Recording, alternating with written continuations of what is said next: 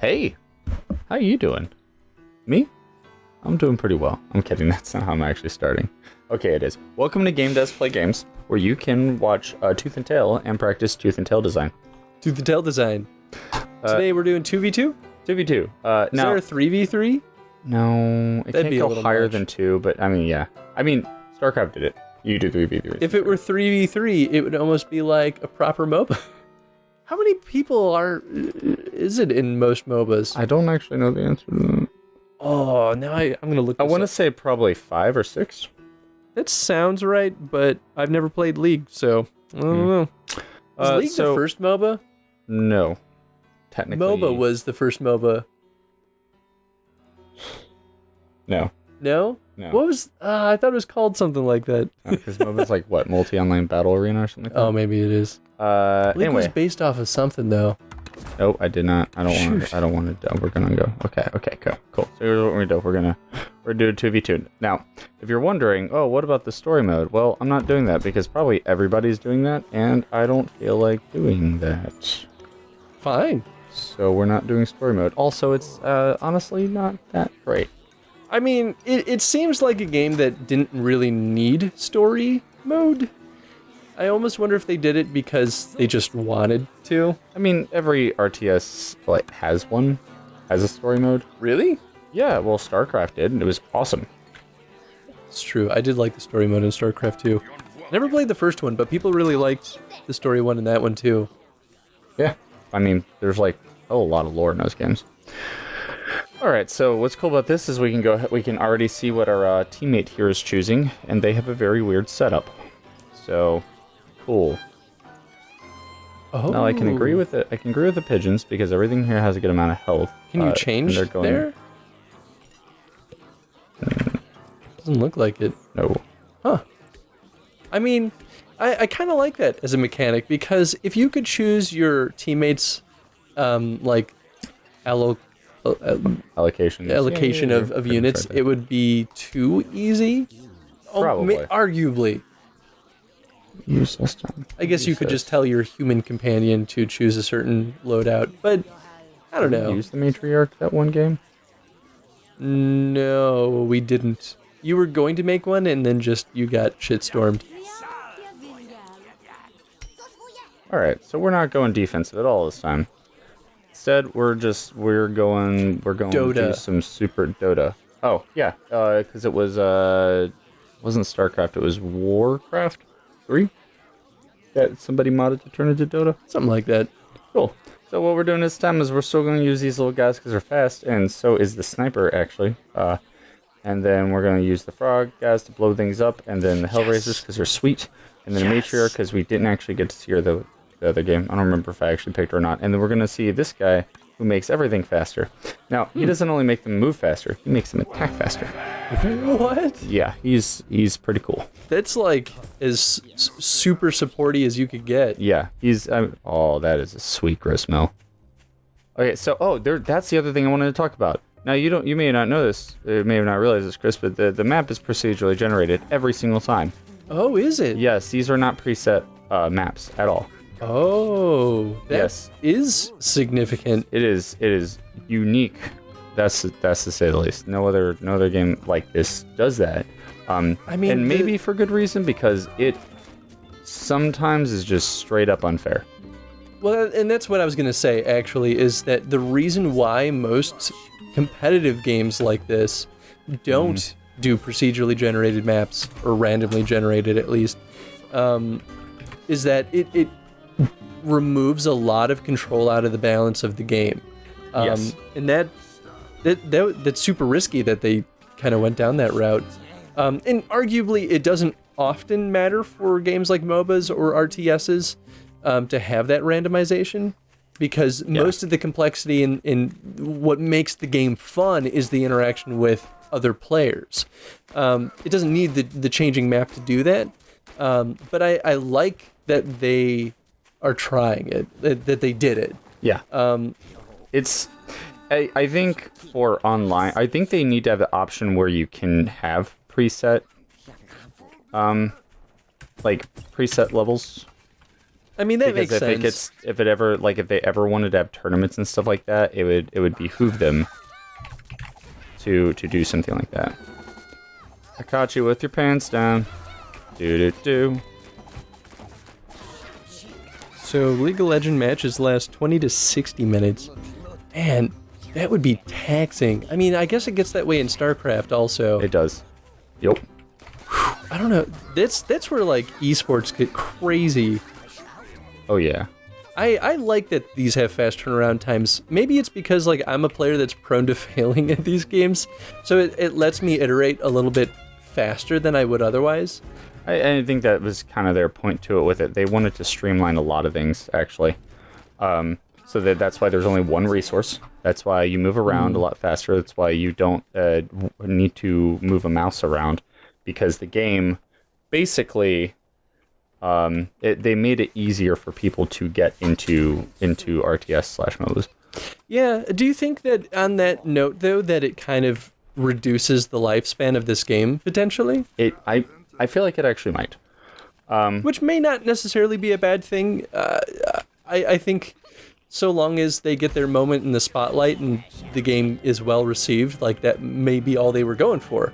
I think ultimately depends on if they come out with additional content. If actually they come out with additional content, I kind of want to see a little bit more than just. I want to see more than just extra units. One thing I think that the game really is lacking is the ability to upgrade units. Oh, well, I mean, it is a game where, because of the short turnaround time, upgrading units doesn't currently make a lot of sense. How did you get that mine? You can build mine in other people's territories? Wow. I think if they bumped the game lifespan up to 30 minutes... Get it. Yeah! Oh, got it before he built it. I'm so happy about that. Oh. I think if they were to up the play time to like 30 minutes per match, then I think upgrading units would make a lot more sense. Mm-hmm. Which that may not necessarily be a bad thing either. But if they were to continue working on this game and make like DLC or something, it could be tricky, especially because doing that might imbalance the current design too. Mm-hmm. And I think if they were to do something like create new characters that you could play that have different abilities or different like behaviors, then does that mean that they would have to go back to the old ones and give all of those old characters different behaviors? Yeah. Yeah, that's tricky.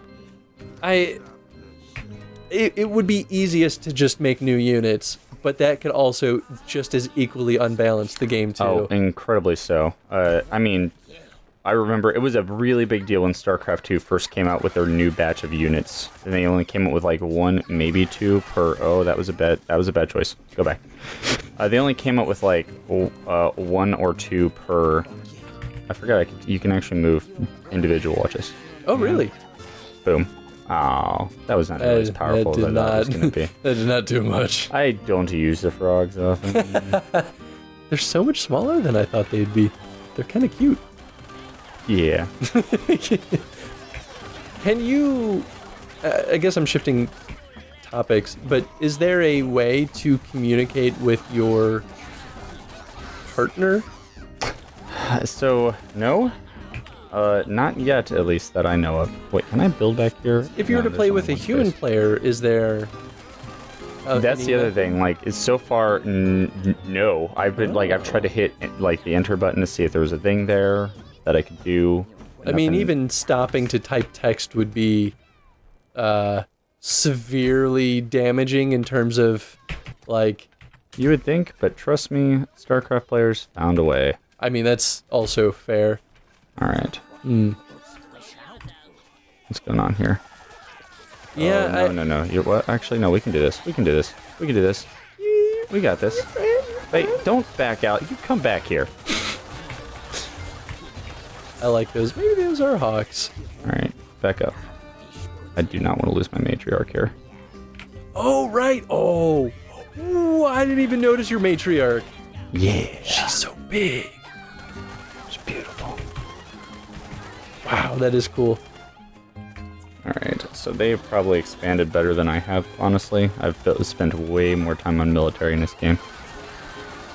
Boom, boom, boom. I think I did But I think it's figure paying out off now. that League of Legends is 5v5, by the way. It is? All right. I mean, it said that competitively it's a group of 10 players. So I think 5 versus 5. Mm-hmm. I might have misread that, but I'm reading Wikipedia articles on the show, so. Retreat! We got the gristmill. So how do you assess your situation in this game? Go. I kind of asked that that came out of the matriarch, by the way. Look at him go. Yeah. Awesome. So how do I assess what? So, like, looking at the minimap, you can kind of see where your territories are. Mhm. Like, the yellow is you. Is Yep. that yellow? I Yep. think it's yellow. And then your partner's green? My partner is green. Yes. And then it looks like enemy units are blue and red. So you can at least get a sense of where your territories are. But does that only update after you run over there and scout that zone? Yeah. So right now, that's like it shows me what it looked like last time I visited it. Oh, so that's now tricky. I know, right? Yeah, that means that it could be spreading this whole time and you wouldn't have any idea, which means that it really does behoove you to move constantly. Absolutely. Like when I was actually staying put earlier to take a look at things, that was bad of me. I was a bad player then. But I was making sure that I was able to start my next gristmill and that I had units on the way. And this game's pretty much over. Yeah. Because they both expanded at the same time, and we caught them we caught them with their pants down right as they were doing it. Right, because they were focused on expanding rather than defending. Which Nice. they're about to take my gristmill down. Maybe. Nope, got it. Nice. Oh. And that right there is how you win a match. They expanded, and we were able to catch them, and they dealt a lot of damage to my gristmill, but we're not able to finish it off. And because of that, now I have economy coming. So even if they can catch up here, look at all those look at them. How do you repair your windmill? I don't actually think you can. That is one of the few Wow. things that doesn't repair over time. That's harsh. I mean, it looked like it might have been repairing really slowly, but He has this one gristmill, but nothing's coming out of it. He has this one gristmill, but nothing's coming out of it. and your partner's still doing okay. Oh no, my partner's probably doing better than me just because he actually... Oh no, he didn't expand again. He's been continuously building units while I've been focusing on economy. Now, I assume that And what he's your pretty much gonna mop partner this up while I'm just scouts, fucking around. what your partner scouts you see too, right? Yep. Okay, that would be cruel otherwise. Yeah, because you'd be like, hey, what's going on? Where are they? Boop, boop. I like that it's a dynamic too, because that means that you could have one player focused on being like the military force and the other focused on expanding and scouting. Mhm. And it wouldn't necessarily be good to go all out on that end. Yeah. But yeah, 2v2. I think that's like the best. It was, yeah, 2v2 is always a lot of fun, and there's only so much room on the map, and that's important. When it's 1v1, if both players are good players and careful, they each have a total of like five farms to expand on. Mhm. But because of the procedural generation, it's not always fair. I had one match last night, I think, where it was a 2v2, and we were playing these guys, and we lost like 3 in a row. One was due to disconnect, which has been happening kind of a lot. The second one was we lost, they beat us. It was a good match. The third one, on the other hand, we jumped into the match with them, and they had one area where I expanded, and no, I didn't even expand. It was my first base, and they had an area overseeing that. So if you notice, there was like cliff edges, essentially, like rocky edges, and that shows that there's a layer of there's a layer of elevation, but also means that you can't walk up that. You have to walk around it. Right. So It they almost works as a fortification. Yes, it really does, and you take advantage of that. That's why that one time I was like, this is a really good gristmill, because I could have built along that. If I actually had the feather wire or whatever, I could have protected that, Oh, that right. whole area and just been safe. Well, so that was the thing, is like that match I played, I had my base, and then they were able to walk up to that cliff edge and shoot down at my base. From there, and there was nothing I could do about it because I couldn't shoot back because a layer of elevation says that you can see down. Oh, So elevation is wow. important, and it's in a lot of games like this. I mean, there's it makes elevation is sense. always important. So if you're the higher ground, you can see farther, and in some games, it also meant you could shoot farther too. Yeah, if they didn't have that, then the procedural generation wouldn't be quite so harsh. Yeah, and that's something that they really need to work on because once that happened, but my teammate actually quit before I did. He saw it happen, he was like, no, and just bailed because Yeah. I couldn't get around to them. I had to walk all the way around to get to them. By the time I did, they both had amassed an army, and that was like, there's no coming back from that because I can't build up resources. I can't do anything. Yeah, So- even at that point, it would just be too tough to starve them out. Oh yeah, yeah. No, I don't blame them at all for rushing me in that case. They saw the advantage and that there's nothing I could do about it. Yeah. I would have done the same thing, honestly. So it was a pretty good match. Look at this. And then this is us. And across all the matches, this was actually the shortest. Yeah. Yeah, it's because I picked a faster army and I wasn't messing around Oh, that's fair. as much. I didn't even build the... You had 2 episodes to warm up. Yeah. I didn't even build the commander this time. I wanted to show you how fast they get. That's Yeah. fine. But yeah, so you can see the army value go. Let's look at the economy. We were pretty much... Well, this was green our friend or was blue our friend? Green's your green. friend because they have the star. So we were doing better than him here, and then it just kind of like tapered off into evenness, and then this is me building that last mill. It's kind of cool that everyone's followed a similar pattern, though. Yeah, I mean, that shows consistency with the game. Mm-hmm. I'm interested, the one thing I haven't tried is I'm really interested to see how certain tactics can work, like just certain rushing tactics that you would think about. Like the first thing you always do is you queue up a farm and then you go scout. What happens if you don't queue up a farm? What if you're just saving your money to like super rush them? Also, like, I've wanted to see builds where you use like all 5 defensive structures and just like a bunch of little guys, or like one, like, you know, like just make a bunch of nomads or something like that. I want to know if like those weird tactic janky things can work or not. I have made one build where you don't use any little guys. It sounds You just very build like defensive things and then just the big guys, and that's it. sounds very Nathan. It was fun. It was like, I'm gonna try something weird. What if we play arms and we choose both of the shield arms? So For the funny. record, once I actually learned how to use that, it works. Well, yeah, especially because your opponent's like, what do I do with this? I can't get around it. I don't know how to play the game. Anyway, This game's great. I'm convinced to buy this and play this with you now. But I would love somebody that I can actually talk to while I'm playing the game, because it's the interesting another thing. friend or two, they're not really into this type of game. Yeah, I it's could get Justin to it, and he would just be better than me. yeah. Maybe I don't want to do it. Shout out to Koshade over at Arcane Duels. Just destroy everybody. Question of the day. This is something that I kept wanting to bring up and just we never got around to, but we talked about elevation. So environmental obstacle, which is considerably what that is. It was also tactical advantage. If you could design an environmental obstacle / tactical advantage within the environment, what would you create? Oh yeah, there's also water. We didn't. There's elevation. I didn't realize that water made a It difference. just slows you down. Oh.